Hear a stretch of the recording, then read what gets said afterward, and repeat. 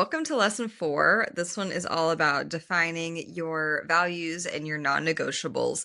So why is this important? It might seem like an odd topic, especially for module 1, but I really feel like it's just as important as defining your service offering and your pricing because it serves as a North Star for the types of people you want to work with. People do business with people. You've done the work of defining the businesses that you want to work with. Now you're defining your values and your non-negotiables as you work with those businesses. And I really wanted to bring this up early in the course because I feel like it's best to have a strong stance on your values and your non-negotiables now, because it's much more difficult to figure that out in the moment while you're having a conversation. Going into conversations with a solid grasp on your values, what you will do, what you won't do, who you work with, it's much easier to stick to it when you already have it defined rather than trying to figure it out in the moment in a conversation. So let's dive in. Sometimes the best place to start is by thinking about what is not a good fit. So if you've worked with clients in the past, think about which ones weren't a values fit for you. And what made them not a good fit? Were they too demanding? Were they rude? Did they have unrealistic expectations? Was there poor communication? You can also mine your in-house experience here too. So even if you haven't worked in an agency setting with clients, you can reflect on your past in-house experience and think about what coworkers or leaders would you not want to work with as a PPC freelancer? And why is that? Really think about if you didn't like working with these particular people or these clients, what exactly did not work for you? And I recommend outlining all of these bad fit characteristics so you know what to look out for in a discovery call, so you can know right at the top, this potential client is not really for me, and you're not wasting your time or theirs. Now, her palette cleanser will flip it to a positive angle, visualizing your dream client. So think about what an ideal client would look like, even maybe to the ad spend / fee, scope of work levels. You'll notice this is probably the opposite of all of the bad fit characteristics. So taking experience from agency or in-house again, from the agency side, which clients did you have the best relationship with? What specifically made them great?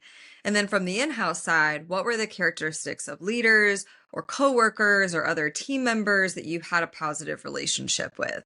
Some of mine, I really value strong communication, reasonable expectations, trusting, not micromanaging. I really like working with folks that know their business and are respectful and operate with integrity or honesty. So all of that kind of came up as I was thinking about my past agency and in-house experience. And all of the opposite of those are things that I look out for in a bad fit prospect. If they are not communicating very well, if they're disrespectful based on what they've talked about and how they've conducted their teams, if they're micromanaging, if they don't really know their business and why they want to work with me, those are all red flags. But you'll see the opposite of those are what my dream clients are. So you can use both. One, to have as a lookout for bad fits, but two, to have a lookout for who would be really amazing to work with. All right, so your code and your values. When you think about it, all of these positive attributes, these are probably how you're conducting yourself as well. Going back to the characteristics of my ideal client, strong communication skills, reasonable expectations, trusting, they know their business, respectful. This also serves as my personal code that I adhere to when conducting business and when working and communicating with clients. So I really feel like it's important to have integrity and a code of ethics that you hold yourself to. Main reason is that PPC is not regulated. There can be a lot of shady characters out there. So holding yourself to a standard sets you apart and also makes sure that you have a really great reputation, which is the best way to build a personal brand and be in this for the long haul and see success. All right, so flipping it a little bit to service-based non-negotiables. These can also help inform your scope of work, and you'll recognize some of these questions from the previous lesson we had about your service offering. So what services do you not provide? What platforms do you not manage? Are there specific industries that you won't work with due to a values misalignment? Other questions are whether or not you work in established ad accounts. You can also think about whether or not You're going to provide reporting. Anything else that can help you refine your scope and be able to answer prospect questions quickly. Also, this serves as a basis if you want to proactively provide that information if people reach out and ask you about your services. So, action items. I recommend outlining the following.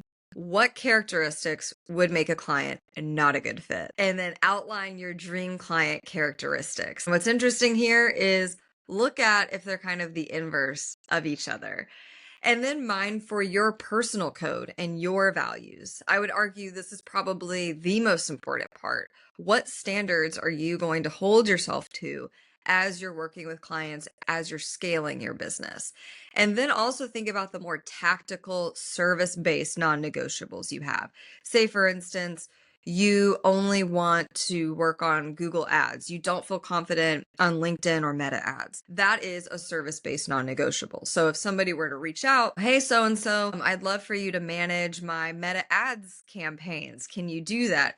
You know right at the top that that's not a good fit for you. And I would recommend sticking to your guns there because you're not an expert in Meta ads and it's going to be tough for both you and the client. So keep those service-based non-negotiables in mind and then keep your values somewhere visible. It's much easier to stick to them and adhere to them when it's constantly being reinforced and in a place where you can easily see it. Alrighty, so on to lesson 5. This next lesson is frequently asked questions that I've personally gotten in coaching sessions, DMs, comments, emails. So I figured it would be helpful to outline all of those because you probably have a lot of the same questions. So I'll see you over there.